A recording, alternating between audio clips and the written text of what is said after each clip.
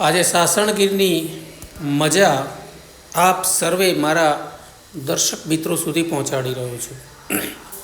મિત્રો, સાસણગીરમાં અમે લોકો સોમનાથથી સીધા સાસણગીરમાં બપોરે પહોંચ્યા પછી થોડો આરામ કર્યો, સ્નાન પૂરું કર્યું એક સુંદર મજાના રિસોર્ટમાં, જ્યાં અમે લોકોએ રોકાણ કર્યું હતું। મિત્રો, ટેન્ટ હાઉસમાં રોકાયા પછી રાત્રે જે ભોજનની મજા લીધી એ આપ સર્વે મિત્રોને બતાવું છું। મિત્રો, રાત્રિના ભોજનમાં બાજરાના રોટલા સાથે રીંગણનો ઓળો, પાપડ, કઢી, ખીચડી, 2-3 પ્રકારના અથાણાં, ગોળ અને ચોખ્ખું ઘી, ગીરની ગાયનું ઘી। મિત્રો, બહુ જ મજા આવી। આપ જોઈ શકો છો